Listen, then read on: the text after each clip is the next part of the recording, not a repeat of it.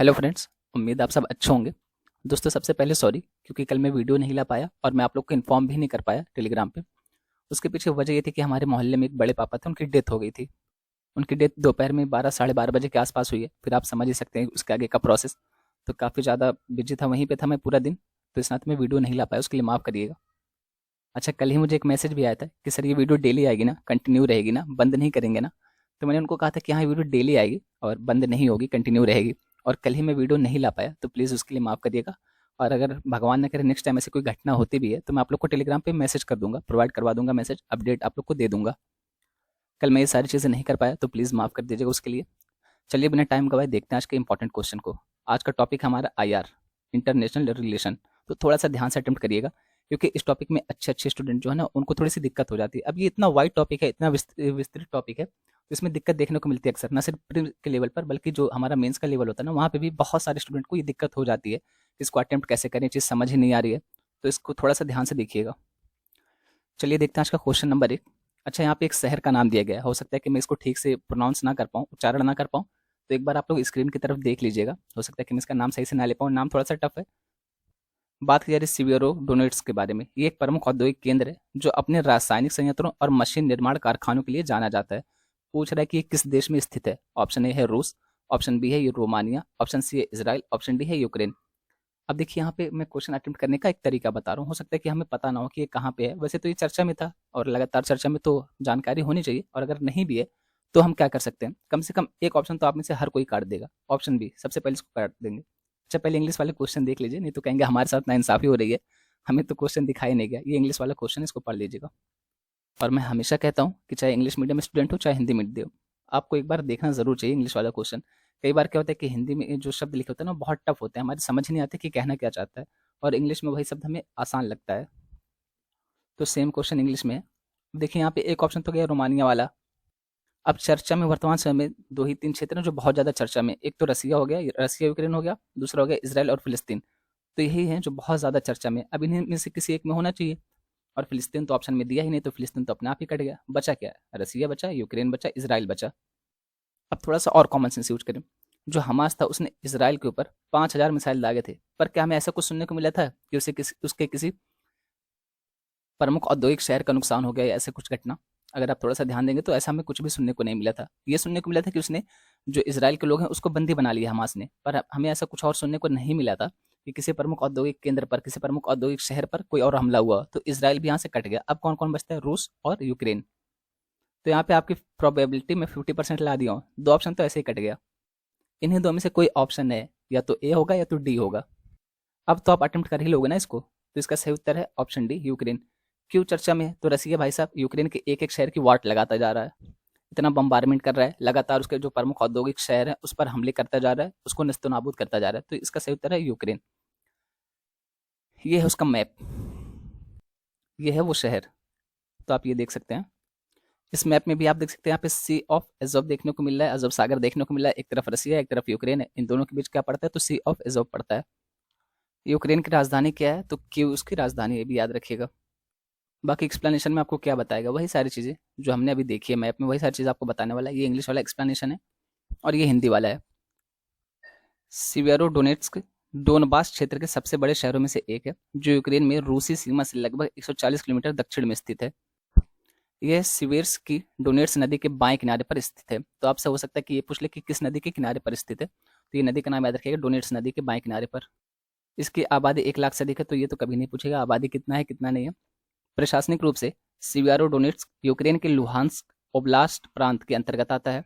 यह एक बड़ा औद्योगिक केंद्र है जो रासायनिक कार्यों और मशीन निर्माण कारखानों के लिए जाना जाता है। सेम एक्सप्लेनेशन इंग्लिश में। अगर कोई नोट्स बनाता है या कोई और इंपॉर्टेंट पॉइंट नोट डाउन करता है तो आप यहाँ से इंग्लिश वाले नोट डाउन कर सकते हैं, यहाँ पे हिंदी वाले नोट डाउन कर सकते हैं। चलिए देखते हैं अगला प्रश्न। प्रश्न नंबर 2। इसमें पहला दिया है इसराइल, दूसरा दिया है मिस्र, तीसरा दिया है सीरिया और चौथा दिया है टर्की।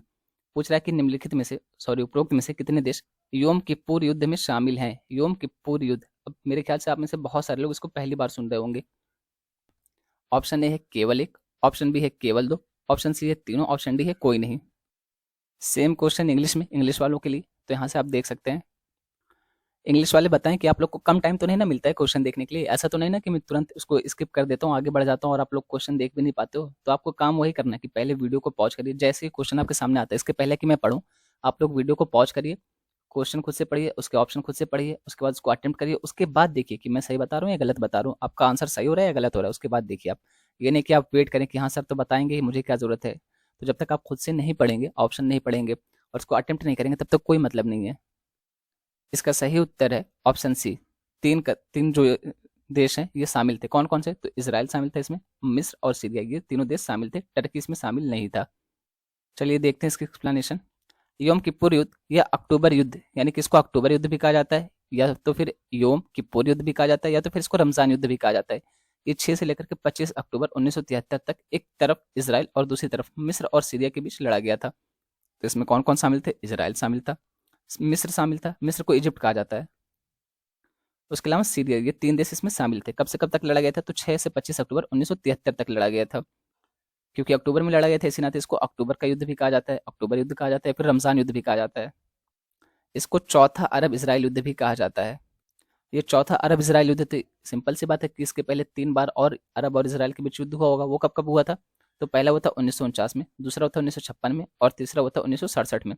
ये 3 युद्ध हुए थे अरब और इसराइल के बीच। उसके बाद 1973 में चौथा युद्ध था, जिसको चौथा अरब इसराइल युद्ध भी कहा जाता है, योम किप्पुर युद्ध को। जो 1967 वाला युद्ध था ये मात्र 6 दिन चला था। इसको भी अरब इसराइल संघर्ष कहा जाता है।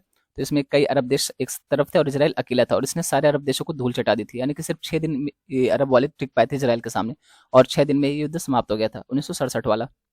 इसमें विजेता कौन रहा था? तो इसमें इसराइल ही विजेता रहा था। और जब इस युद्ध में इसराइल जीत गया तो इसने क्या किया? तो सीरिया से गोलन हाइट्स और मिस्र से सिनाई प्रायद्वीप को छीन लिया। यानी कि आप कह सकते हैं गोलन हाइट्स पे और सिनाई प्रायद्वीप पे किसका अधिकार हो गया? तो इसराइल का अधिकार हो गया। तो ये 6 अक्टूबर से 25 अक्टूबर तक जो युद्ध चल रहा था, तो इसमें 22 अक्टूबर को यूएन के द्वारा मध्यस्थता की गई थी, पर वो कायम नहीं रही, वो सफल नहीं हो पाई, वो असफल रही। फिर 25 अक्टूबर को यही काम किया गया। तो 25 अक्टूबर को जाकर के युद्ध विराम हुआ, दोनों के बीच संधि हुई और युद्ध रुक गया। इस हिसाब से आपका उत्तर कौन सा सही हो जाएगा? तो ऑप्शन सी सही हो जाएगा। सेम एक्सप्लेनेशन इंग्लिश में है, तो आप यहाँ से देख लीजिएगा इंग्लिश वालों। थोड़ा सा 1-2 सेकंड में आप लोग के लिए और रोक दूंगा, और आप लोग वीडियो पॉज करके फिर उसको आप अच्छे से नोट्स बनाना चाहे नोट्स बना सकते हैं, एक बार खुद से पढ़ना चाहे खुद से पढ़ सकते हैं, ताकि आप लोग को भी आसानी हो। ऐसा नहीं हो कि आप लोग के साथ नाइंसाफी हो जाए, आप लोग को बस झलक दिखा के हटा दिया जाए स्लाइड।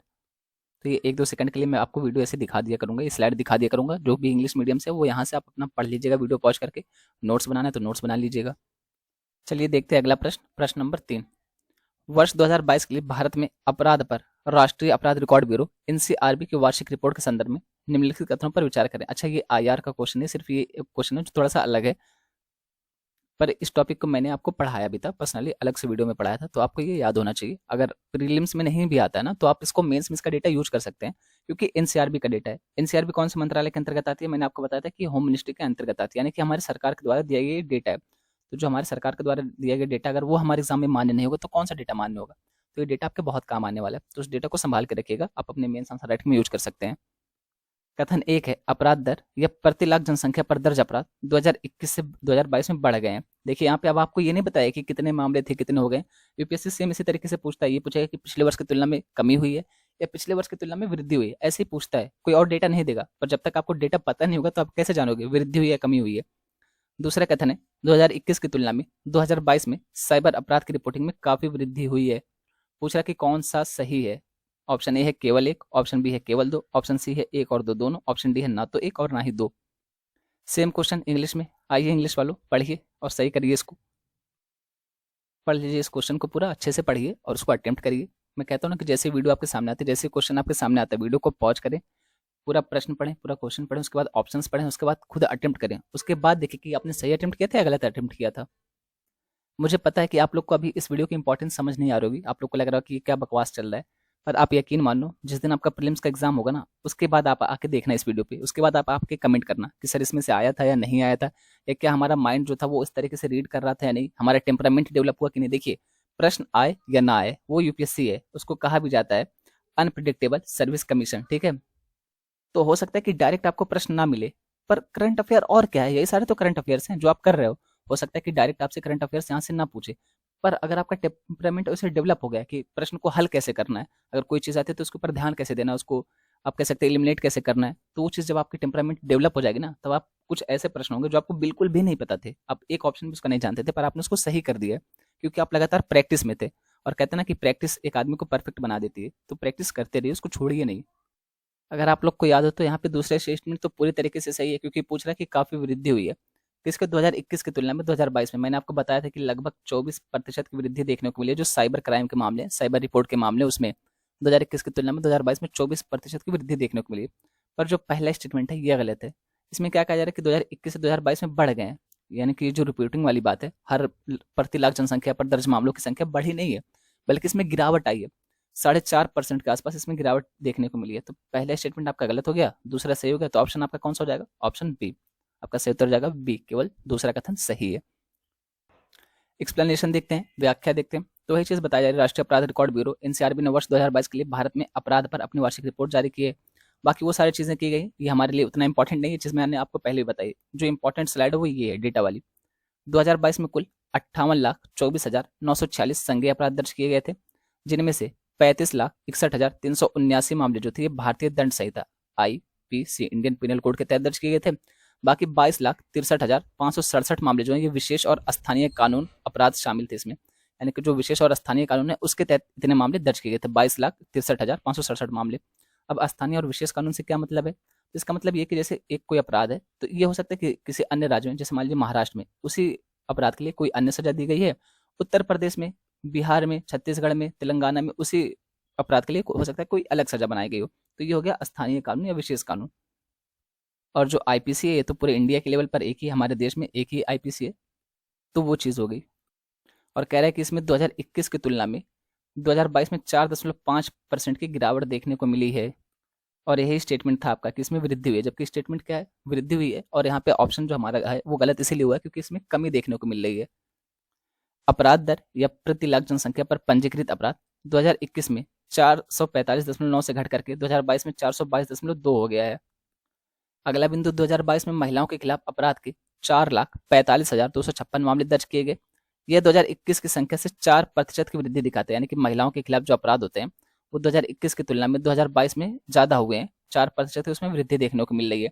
और आप लोग को याद होगा कि मैंने इसी डेटा में बताया था कि महिलाओं के साथ जो अपराध हुए हैं उसमें सबसे ज़्यादा अपराध करने वाले कौन है? या तो उसके पति, या तो उसके रिश्तेदार, या तो उसके जानने वाले जो लोग हैं, उन्होंने सबसे ज़्यादा महिलाओं के साथ अपराध किया है। ये चीज़ मैंने आपको बताई थी उस टाइम, याद तो होगा नहीं, पर सुन के कुछ लग रहा हो कि हाँ सुना सुना सा लग रहा है, क्योंकि वो चीज़ आपने अगर वीडियो देखे तो आपको लग रहा होगा कि हाँ सुना सुना सा है, या फिर सुना सुना लग रहा है।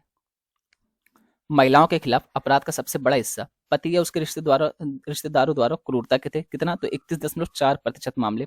इसके बाद महिलाओं का अपहरण 19.2% और महिलाओं को अपमानित करने के इरादे से 18.7% मामले दर्ज किए गए थे। अगला बिंदु, साइबर अपराध की रिपोर्टिंग 2021 की तुलना में 24.4% बढ़कर 65,893 मामले हो गए हैं। तो ये चीज़ मैंने आपको पहले ही बताई थी कि लगभग 24% की वृद्धि देखने को मिल रही है।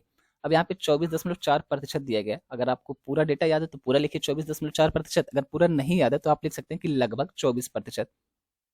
और जो साइबर अपराध था उसमें लगभग 64.8% जो मामले थे किसके लिए थे? तो धोखाधड़ी के लिए। आपको भी बहुत सारे कॉल आते होंगे कि लॉटरी लग गई 10 लाख की, 1 करोड़ की, आप बस ओटीपी बताइए, लॉटरी लेके जाइए, या फिर सर हम आपको जॉब दे रहे हैं, या फिर सर गलती से ओटीपी आपके मोबाइल पे चला गया, बता दीजिए। इस तरीके के जो भी स्कैम होते हैं तो उससे बच के रहा करें। अगर कोई कहता है कि सर गलती से ओटीपी आपके मोबाइल पे चला गया है और बता दीजिए, तो बिल्कुल ना बताएं, वो गलती से नहीं होता है, वो जानबूझ के होता है, आपका अकाउंट पूरी तरीके से खाली हो जाएगा, ठीक है। अगर वो कहते हैं कि गलती से हो गया तो आप कहते हैं कि सर कोई बात नहीं, आप अपने नंबर पे रिसेंड करवा लीजिए, उसका ऑप्शन तो हमेशा रहता है कि आप जाइए बैक करिए, अपना नंबर डालिए और वहाँ पे ओटीपी भिजवा लीजिए, हमें कोई दिक्कत नहीं है और हम ओटीपी शेयर नहीं करने वाले। जबरन वसूली के 5.5% मामले देखने को मिले थे और यौन शोषण के लिए 5.2% मामले देखने को मिले थे। वैसे मैं आप लोग को एक चीज़ और बताऊं कि जब से ऑनलाइन चीज़ें हो गई ना, डिजिटल मीडिया, इसका जितना ज़्यादा फायदा है उतना ज़्यादा नुकसान भी है। क्या होता है कि बहुत सारे स्टूडेंट है कमेंट करेंगे, उसके बाद वहाँ पे जैसे किसी लड़की का कमेंट देखेंगे, फिर उसके कमेंट में जाके कमेंट करेंगे कि मैं भी यूपीएससी की तैयारी कर रहा हूँ, तुम भी कर रहे हो, चलो मिलकर पढ़ाई करेंगे, ग्रुप डिस्कशन करेंगे, इंटरव्यू के लिए तैयारी करेंगे, ये करेंगे वो करेंगे, और इस तरीके से फिर उनको पूरा प्रोसेस करते हैं वो, फिर उनके साथ बदतमीजियाँ शुरू हो जाती हैं एक टाइम के बाद। पहले तो काफ़ी अच्छे से बात करेंगे, दोस्त बनेंगे, फिर धीरे धीरे जब जान पहचान ज़्यादा हो जाएगी फिर लड़की को ब्लैकमेल करना शुरू करेंगे, टॉर्चर करना शुरू करेंगे। तो इन सारी चीज़ों में कतई ना फंसें। अगर कोई आपसे कहता भी है कि ग्रुप डिस्कशन करेंगे तो उसकी कोई ज़रूरत नहीं है, ठीक है। आप उन्हीं के साथ करें जो आपके दोस्त हैं, जिनके साथ आप पढ़ रहे हैं, जिनको आप जानते हैं। पता चल रहा है कि आपके कमेंट के नीचे कोई आके कमेंट कर दे रहा है, आपके कमेंट में जाके कोई कमेंट कर रहा है और आप उसके पीछे पागल हुए जा रहे हैं। वो चीज़ कतई नहीं करनी है। और ये सारी चीज़ें ना हर रोज़ हर कोई नहीं बता पाएगा। मैं कितना भी कोशिश कर लूँ, मेरे अलावा कोई भी कितना भी कोशिश कर ले, वो आपको समझा नहीं सकता है, वो आपको बचा नहीं सकता है। ये चीज़ें आपको खुद से करनी है। आपकी सेफ्टी आपके हाथ में है। और आप यूपीएससी की तैयारी कर रहे हो, कोई मजाक बात नहीं है। इतना सेंस तो आप में होना चाहिए। अगर आप खुद की सेफ्टी नहीं कर पा रहे हैं तो आप किसी और की सेफ्टी कैसे करेंगे? पूरे जिले को आप कैसे बचा के रखेंगे? तो वो चीज़ आप ध्यान दिया करें। अगला बिंदु 2021 की तुलना में 2022 के दौरान जो आत्महत्या है, इसमें भी 4.2% की वृद्धि देखने को मिली है। टोटल कितना आत्महत्या हुई? तो 1,70,924 आत्महत्याएं। अच्छा, ये जो टोटल 1,70,924 आत्महत्याएं हुई हैं, इसमें पारिवारिक समस्या के कारण कितनी हुई थी? तो 31.7%।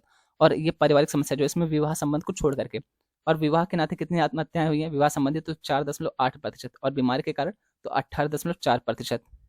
और टोटल अगर इनको जोड़ेंगे तीनों को तो 54.9% का योगदान इन्हीं तीन चीज़ों का था आत्महत्याओं में। हंसी इस बात पे आ रही है कि विवाह के नाते भी आत्महत्याएं हो रही हैं। विवाह एक ऐसी चीज़ है ना, जो करता है वो भी पछताता है, जो नहीं करता है वो भी पछताता है। तो विवाह के नाते भी आत्महत्याएं हो रही हैं। ऐसा नहीं है कि बहुत अच्छा चलता है सबका, बहुत सारी चीज़ें होती हैं। अब उसके बारे में ज़्यादा नहीं बोल पाऊंगा, अभी मुझे एक्सपीरियंस नहीं है उसका। ये बहुत इंपॉर्टेंट पॉइंट है आपका। अभी इससे ही एक अलग तरीके से क्वेश्चन बन सकता है, अभी मैं बताऊंगा। पहले इंपॉर्टेंट बताऊं आपको।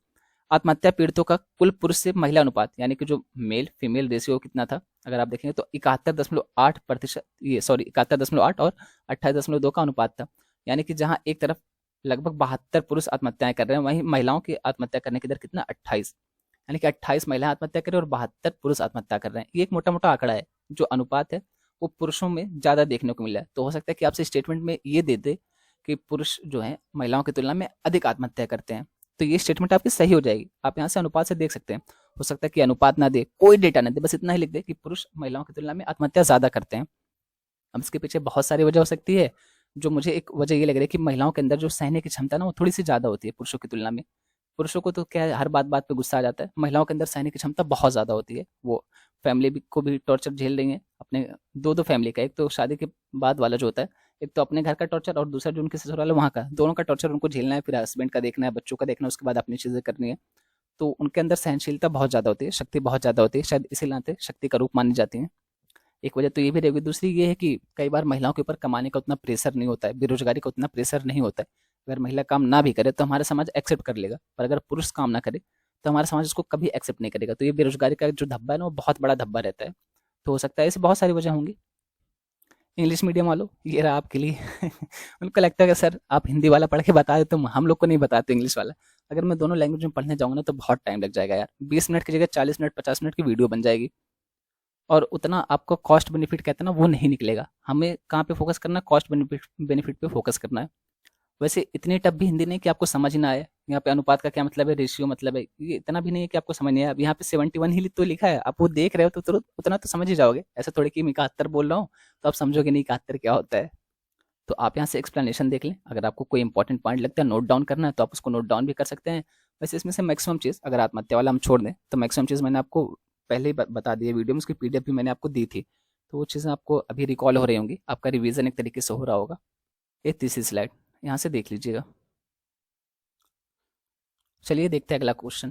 प्रश्न नंबर 4, ये क्या कह रहा है? तो वैश्विक जैव ईंधन गठबंधन के संदर्भ में निम्नलिखित कथनों पर विचार करें। पहला कथन है, भारत और जर्मनी वैश्विक जैव ईंधन गठबंधन के विकास की दिशा में मिलकर काम करेंगे। दूसरा कथन है, गठबंधन का उद्देश्य परिवहन क्षेत्र सहित सहयोग को सुविधाजनक बनाना और टिकाऊ जैव ईंधन के उपयोग को तेज करना है। तीसरा कथन है, संयुक्त राज्य अमेरिका यानी कि यूएसए और ब्राजील जैव ईंधन में वैश्विक नेता है। पूछ रहा है कि ऊपर दिए गए कथनों में से कितने सही हैं। ऑप्शन ए है केवल एक, ऑप्शन बी है केवल दो, ऑप्शन सी है तीनों, ऑप्शन डी है कोई नहीं। सेम प्रश्न सेम क्वेश्चन इंग्लिश वाले में। लो भैया आप लोग भी देख लो, नहीं तो आप लोग के साथ चीटिंग हो जाएगी। आप कहेंगे सर मेरा गलत इसलिए हो गया था क्योंकि हमें हिंदी नहीं समझ आती। तो उसके नाते गलत ना हो, आप अटेम्प्ट करें, आपका कॉन्फिडेंस बूस्ट अप हो, आपको अच्छा लगे कि हाँ इंग्लिश में भी क्वेश्चन था हमने पढ़ा और हम उसके नाते अटेम्प्ट कर पाए। अब गलत होगा या सही वो एक अलग मैटर है, पर सही हो या गलत ये छोड़िए। ये देखिए प्रश्न आपको समझ आ रहा है कि नहीं, आपने इसके बारे में पढ़ा है कि नहीं। तो जहाँ तक मुझे पता है मैंने आपको इसके बारे में पढ़ाया था। अब आप लोग को तो याद होगा नहीं, क्योंकि 1000 साल हो गया ना पढ़ाए हुए। तो 1000 साल पुरानी चीज़ कैसे याद रहेगी? और अगर यही क्वेश्चन आ गया ना आपके एग्जाम में तो फिर समझ जाइए। तो ये क्वेश्चन जो हम प्रैक्टिस कर रहे हैं वो हमारे बहुत काम आने वाला है। एक तो एमसीक्यू के फॉर्म में आपका रिवीजन हो रहा है, दूसरा आप ये भी देख रहे हैं कि आपका टेम्परामेंट डेवलप हो रहा है कि प्रश्न को कैसे अटेम्प्ट करना है, कैसे समझना है। कई बार हमें प्रश्न समझ नहीं आता तो हम उसके लिए क्या कर सकते हैं, क्या जो चर्चा में रहता है उसको एक आध बार तुक्का लगा के देख सकते हैं सही होगा या नहीं सही होगा। तो वो सारी चीज़ें आप यहाँ पे अंदाजा लगा सकते हैं। आप वो एग्जाम में नहीं कर सकते, आप यहाँ पे आजमाइए। उम्मीद है कि अब तक आप लोगों ने इस प्रश्न को अटेम्प्ट कर लिया होगा। देखिए यहाँ पे दो स्टेटमेंट है ना, एक दूसरे के कॉन्ट्राडिक्टरी में है, विरोध में है। कौन कौन सी? पहली और तीसरी स्टेटमेंट आप लोग पढ़िए फिर से। यहाँ पे क्या कह रहा है कि भारत और जर्मनी वैश्विक जैव ईंधन गठबंधन के विकास की दिशा में मिलकर काम करेंगे। तीसरा कथन कह रहा है कि संयुक्त राज्य अमेरिका, यूएसए और ब्राजील जैव ईंधन में वैश्विक नेता है। अब अगर अमेरिका और ब्राजील जैव ईंधन में वैश्विक नेता हैं तो फिर जर्मनी के साथ भारत मिलकर क्यों काम करेगा? सिंपल सी बात है ना कि अगर मैं किसी फील्ड में अच्छा हूँ, अगर मान लीजिए कि मेरी पॉलिटी अच्छी है, तो आप मुझसे हिस्ट्री थोड़ी ना पढ़ोगे। हे अंकल दूध लेके आए, बाहर चिल्ला रहे हैं। दुनिया की सारी प्रॉब्लम्स ना मेरे रिकॉर्डिंग के टाइम ही होनी है, सबको बात करनी है, सबको सब कुछ करना है इसी टाइम पे, उसके अलावा बाकी सारी शांति रहेगी पूरे टाइम पे। तो खैर उसको छोड़िए। ये देखिए, एक तरफ कह रहा है कि यूएसए और ब्राजील इसमें वैश्विक नेता है जैव ईंधन में, और दूसरी तरफ कह रहा है कि भारत जर्मनी के साथ मिलकर काम कर रहा है। क्या ये मुमकिन है? जो टॉप है अपने फील्ड में उसी के साथ हम मिलकर काम करेंगे। अगर मेरी पॉलिटी अच्छी है तो आप मुझसे हिस्ट्री क्यों पढ़ोगे? मैं पॉलिटी पढ़ाऊंगा। या मेरी हिस्ट्री अच्छी है तो आप मुझसे जियोग्राफी क्यों पढ़ोगे? वही चीज़ है ना यहाँ पे। तो या तो पहला कथन गलत होगा या तो तीसरा कथन गलत होगा, दोनों में से कोई एक तो गलत होना ही पड़ेगा। यही है टेम्परामेंट प्रश्न को अटेम्प्ट करने का। अब आपको ये पता चलेगा कि दो में से एक तो पक्का गलत है, और उसके बाद आप दूसरा पढ़ेंगे तो अगर आपको इसके बारे में पता है तो आपको ये पता चलेगा कि यहाँ पे देखिए 4 तो दिया नहीं है और कोई नहीं ऑप्शन डी है, और यहाँ पे दिया है कि 3, तो 3 में से एक तो अपने आप ही गलत हो जा रहा है, बचा 2 ही। तो इसका सही उत्तर क्या हो जाएगा? ऑप्शन बी, केवल 2। ये होता है टेम्परामेंट प्रश्न को अटेम्प्ट करने का। अरे अरे अरे, इंग्लिश वालों को भूल गया क्या मैं? नहीं नहीं, अच्छा मैं दिखाया था इंग्लिश वालों को। मुझे लगा कि इंग्लिश वालों को इस बार दिखाए नहीं और पहले प्रश्न का आंसर बता दिया। तो समझ आया ना कि प्रश्न को अटेम्प्ट कैसे करना है। अगर हमें नहीं भी पता है तो ये देखिए, एकदम ध्यान से पढ़ेंगे तो आपको अपने आप समझ आ जाएगा कि दोनों जो ऑप्शन एक है, और सॉरी कथन एक और कथन 3, दोनों एक दूसरे के विरोध में जाते हैं।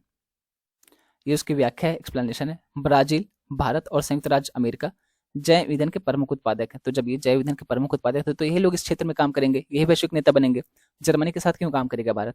जर्मनी के साथ अन्य किसी क्षेत्र में काम करेगा जिसमें वो टॉपर होगा। वे अन्य इच्छुक देशों के साथ मिलकर वैश्विक जैव ईंधन गठबंधन के विकास की दिशा में काम करेंगे, इसलिए कथन एक गया। यह गठबंधन विशेष रूप से परिवहन क्षेत्र में सहयोग और टिकाऊ जैव ईंधन के बढ़ते उपयोग को बढ़ावा देगा। इस नाते कथन 2 आपका सही है। यह बाजार के विकास, वैश्विक जैव ईंधन व्यापार को सक्षम करने, सार्थक नीति पाठ विकसित करने और दुनिया भर में राष्ट्रीय जैव ईंधन कार्यक्रमों को तकनीकी सहायता प्रदान करने पर ध्यान केंद्रित करने वाला है। गठबंधन मौजूदा क्षेत्रीय और अंतर्राष्ट्रीय एजेंसियों के साथ साथ जैव ऊर्जा, जैव अर्थव्यवस्था और ऊर्जा संक्रमण क्षेत्रों में पहल के साथ सहयोग करेगा और पूरक करेगा, जैसे कि स्वच्छ ऊर्जा मंत्री स्तरीय जैव भविष्य मंच, मिशन इनोवेशन बायो एनर्जी पहल और ग्लोबल बायो एनर्जी पार्टनरशिप। तो इन सब इनके जैसे मंचों के साथ मिलकर के ये काम करेगा। यानी कि सिंपल सी बात है कि अन्य मंचों के साथ भी सहयोग करेगा। वो मंच क्षेत्रीय भी हो सकते हैं, अंतर्राष्ट्रीय भी हो सकते हैं। और इस चीज़ की घोषणा कब की गई थी? तो अगर आपको याद हो, जब G20 की प्रेसिडेंसी, जब G20 की अध्यक्षता कर रहा था भारत, तब वहीं पे इसकी घोषणा की गई थी और तभी हमने इसके बारे में पढ़ा भी था। अगला बिंदु है, अमेरिका और ब्राजील को जैव ईंधन के क्षेत्र में वैश्विक नेता के रूप में देखा जाता है और वैश्विक इथेनॉल उत्पादन में उनका योगदान क्रमशः 52% और 30% है। तो कथन 3 सही है। सेम एक्सप्लेनेशन इंग्लिश में, ये देख लीजिएगा इंग्लिश वालों के लिए सॉरी मैं पढ़ के नहीं सुना पाता हूँ, आपको बोलता हूँ कि देख लीजिएगा अपने हिसाब से।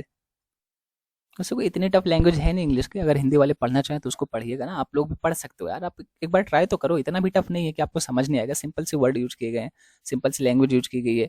द हिंदू की लैंग्वेज बहुत टफ होती है, उसको पढ़ना, उसको ट्रांसलेट करना तो उल्टा सीधा ट्रांसलेट हो जाता है, तो ट्रांसलेशन में भी दिक्कत हो जाती थी उसके। तो वो आपको अच्छे लेवल की इंग्लिश जानकारी होनी चाहिए अगर आप द हिंदू पढ़ते हैं और उसको असल में समझना चाहते हैं, एक्चुअली में उसको समझना चाहते हैं ना, तो काफ़ी अच्छे लेवल की इंग्लिश आनी चाहिए आपको। और खास करके जो उसका वर्ड पावर है भैया, वो तो मतलब क्या ही कहा जाए, ऐसे ऐसे वर्ड खोज के लाते हैं। तो द हिंदू को पढ़ना थोड़ा सा टफ हो जाता है। द इंडियन एक्सप्रेस की लैंग्वेज बहुत ईजी है, तो अगर आप इसको पढ़ना चाहें, हिंदी वाले भी पढ़ सकते हैं, ऐसा थोड़ी ना कि सिर्फ इंग्लिश वाले ही पढ़ेंगे। और वैसे भी आपका मेंस में इंग्लिश लैंग्वेज कंपलसरी का पेपर होता है, वहाँ पे आपको इससे भी लिखने होते हैं इंग्लिश में ही टोटली, तो कैसे लिखोगे? आदत अभी से डाल लो। चलिए देखते हैं अगला प्रश्न, प्रश्न नंबर 5।